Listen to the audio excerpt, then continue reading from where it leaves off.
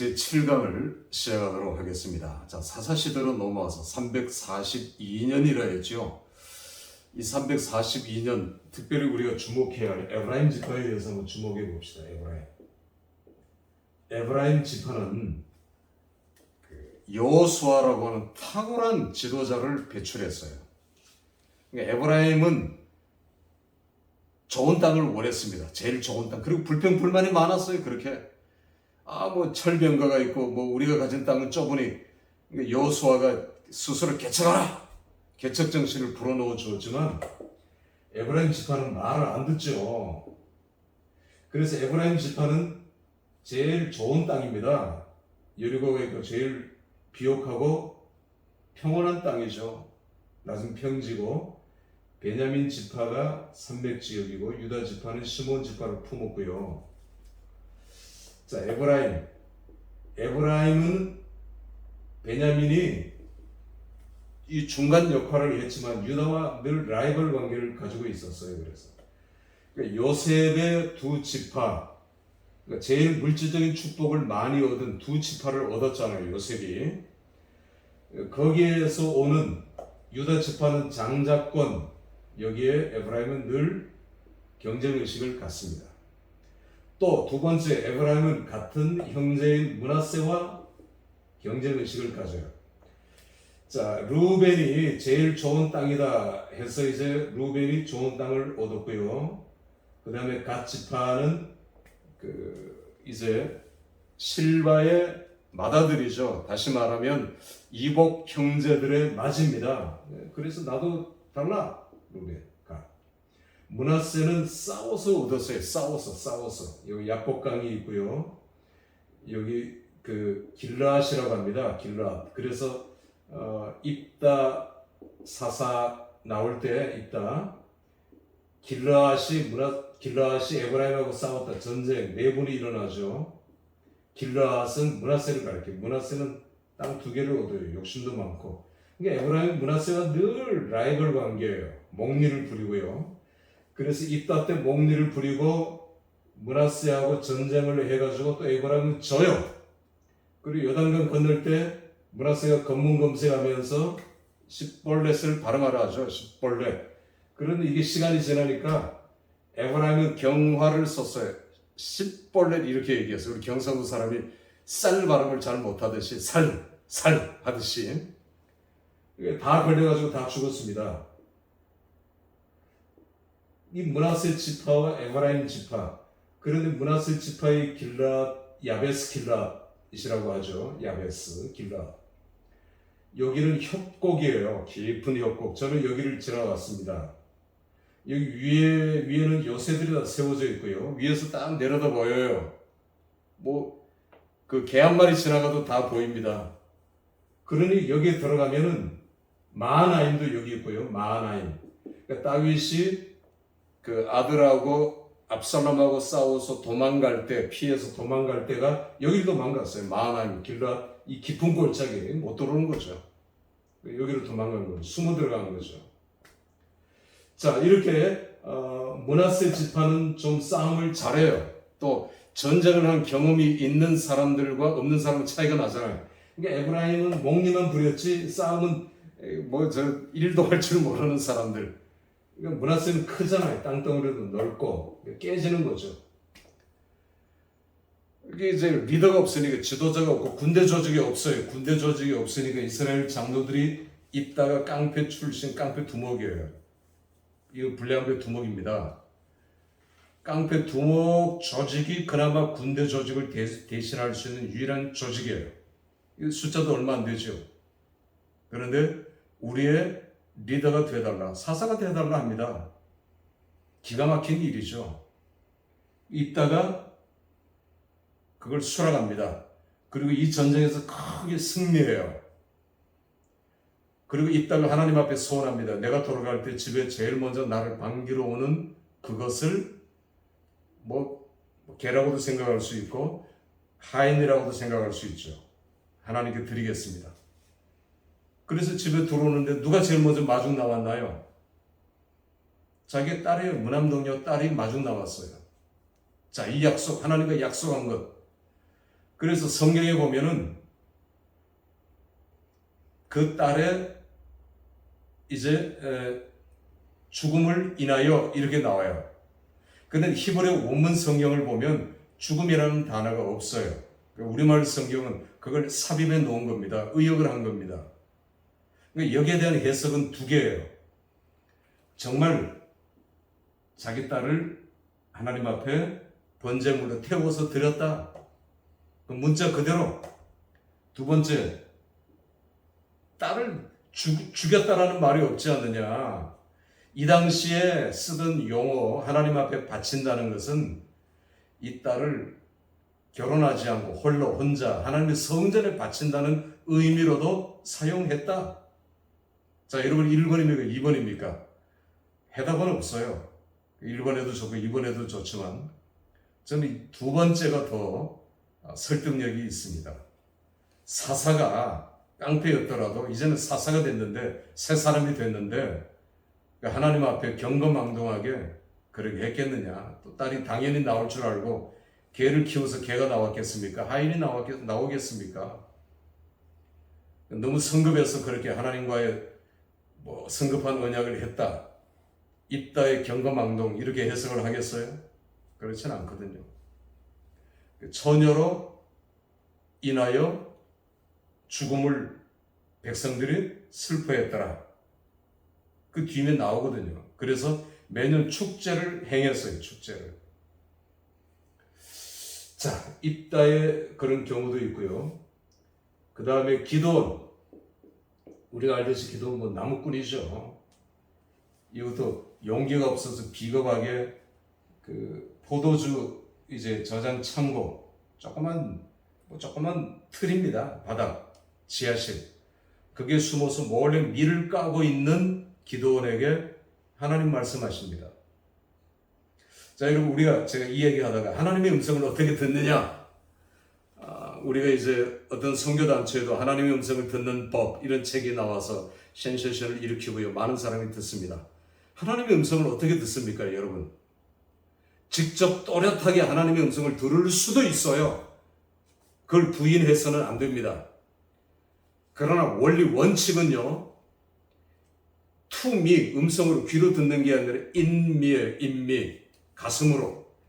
그래서 대제사장은 우림과 둠빔, 제사장의 옷 앞에 앞치마같이 그 속에 두 개의 보석을 놓고 부딪히는 소리를 통해서 하나님의 음성을 들으려고 늘 귀를 기울였어요. 그러니까 내면에서 들려오는 하나님의 음성 듣는 훈련도 필요해요. 물론 하나님께서 직접 계시, 레벨레이션이라고 얘기할 때 계시의 변천사를 보면 하나님께서 아브라함이나 사무엘 구약시대 때는 직접 하나님의 또렷한 음성으로 그 당시 그 언어로 듣게 말씀하셨어요. 그런데 이 계시 변천사, 나중에는 점점 이 계시가 그 다음에 선지자들을 보내서 선지자들을 통해서 말씀하십니다. 그러니까 오늘날 주의 종들을 통해서, 설교를 통해서, 말씀을 통해서 하나님이 말씀하시는 경우가 더 많아요. 아니, 그렇게 바뀌어졌어요. 물론 오늘날에도 직접 하나님 말씀하시기도 하고, 우리가 때로는 내 아내를 통해서 하나님의 음성을 듣기도 하고, 천둥, 벼락, 우레 소리를 통해서 하나님의 음성을 듣기도 하고, 내 자식을 통해서 듣기도 하고, 내가 기도하다가 방언으로 기도하다가 하나님의 음성을 들을 수도 있는 거예요. 다양합니다. 하나님의 능력을 우리는 절대 제한해서는 안 돼요. 그러나 원칙은 내면에 들려오는 하나님의 음성, 또 계시 변천사는 선지자를 통해서 하나님 말씀하셔요. 옛날같이 직접 말씀하실 필요가 없어요. 그러면 선지자가 필요 없잖아요. 이제는 선지자를 통해서 말씀하신단 말이에요. 이게 계시 변천사예요. 그러니까 오늘날에 내가 계시 받았다 이러면 이단이에요. 그러니까 계시는 끊어졌어요. 성경 66권을 주시고 예수 그리스도는 마지막 하나님의 계시입니다. 예수 그리스도를 주시고 성경 66권을 주심으로 계시가 완성됐어요. 하나님 주신 레벨레이션이 완성됐단 말입니다. 그런데 지금 내가 계시를 받는다? 이거는 내가 성경과 똑같은 말씀, 예수 그리스도와 똑같은 그런 위치에 내가 있다는 표현, 자기가 모르고 하는 말이지만 모르고 하면 괜찮겠죠. 옛날에 그 순복기 조영기 목사님도 계시라는 말을 썼다가 공격을 받고 지금은 그런 말을 일체 쓰지 않죠. 그분의 설교도 점점 칼빈주의, 정통주의로 바뀌어져 가는 것을 저는 쭉 보았습니다. 여러분, 그러니까 우리가 함부로 얘기해서도 안 되고요. 내가 은혜 받았다고 맨날 뭐 봤다, 여기도 이것도 보고 저것도 봤다, 성도들을 그렇게 윽박질로 끌고 나가서는 안 돼요. 뭐 은사 받았다, 우리가 보통 집회 가면 이런 말을 제가 조심스럽게 합니다만 봉투를 들고 예언하는 사람들이 있죠. 제 주위도 있어요. 그렇게 하면 안 돼요. 내가 정말 그런 예언의 은사를 받았다 할지라도, 내가 정말 투시의 은사를 받았다 할지라도 나 투시의 은사가 있다 이렇게 얘기해서는 안 됩니다. 또 그렇게 사람들을 모아서도 안 되고 사람들을 두렵게 해서도 안 돼요. 그러니까 사람들에게 두려운 마음을 집어넣어줘서 그들을 통제하고 통솔하겠다? 이건 잘못된 리더십이죠. 그렇게 해서는 안 됩니다. 우리가 하나님의 능력, 하나님의 은혜를 제한해서는 안 되지만 저는 신학 대학원 시절에도 계시받아 끝까지 고집을 부리고 결국은 교단을 떠나는 그런 동기생도 봤어요. 계시 받았다는 겁니다. 오늘날 계시가 존재한다는 겁니다. 계시 직통이라는 거예요. 계시 직통. 너 이단이야. 너 그렇게 하면 안 돼.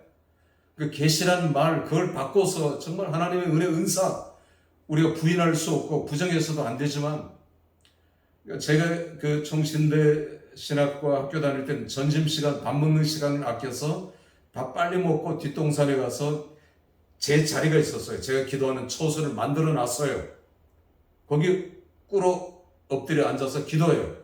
그래 학교 끝나고 기도하고 우리 그렇게 했어요. 그 뒤가 이제 국립묘지거든요. 국립묘지 산하고 붙었어요. 그 토끼, 다람쥐 뭐 이런 것들이 많이 넘어옵니다. 총신대 뒷산에서 밤을 새워서 그렇게 기도했어요. 시험 끝나면 다 기도하러 가고요. 그렇게 뜨거웠습니다. 그렇게 뜨거워. 그런데 77년도에 이제 베레아 열풍이 불어서 학교 끝나고 베레아로 가는 친구들, 동료들도 많이 있었죠. 그때 베레아 열풍, 우리 한국의 유명한 목사님들도 다 연루되어 있지 않습니까? 나중에 회개하고 그게 잘못되었다 돌이키고 돌아오면 관계가 없어요. 근데 그걸 끝까지 붙들고 있으면 안 되겠죠. 베레의 잘못된 귀신을 이런 것들은 지금 얘기할 상황이 아니니까 넘어가겠습니다만은 언제 기회가 있으면 또 할 기회가 있겠죠. 자, 여러분 여기를 넘어옵니다.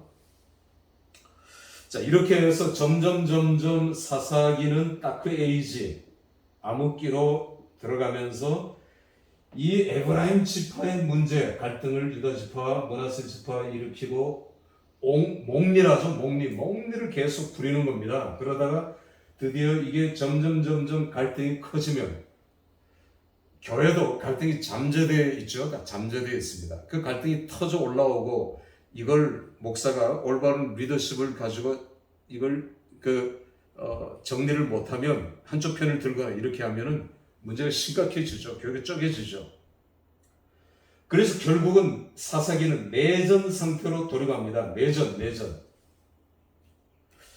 자, 이게 심각한 거죠. 드디어 동족 상잔의 비극이 벌어지는데 레위인이 첩이 있었는데 이게 사사 시대의 사회상, 도덕상, 윤리상 그리고 신앙의 모습을 보여주는 한편의 에피소드죠. 자, 이 레위인이 자기 첩이 있는데 자기 첩이 바람이 나서 도망갔어요. 그런데 이 첩이 자기 아버지 집에 도망갔습니다.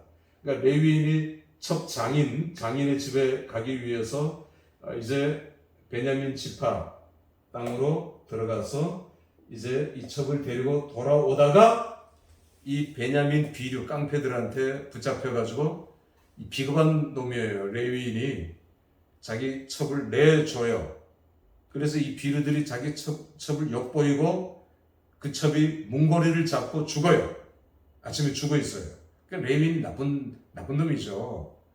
그걸 보고 레위인이 이 자기 첩을 12토막을 내면 토막 살인 사건, 요즘 만약에 신문이나 방송에 나온다면 12토막 살인 사건, 이건 미중유의 사건이죠. 얼마 전에 그런 비슷한 사건이 있었지만 이건 12토막으로 그 토막을 낸 것만도 부족한데 이걸 12지파에게 다 돌려요.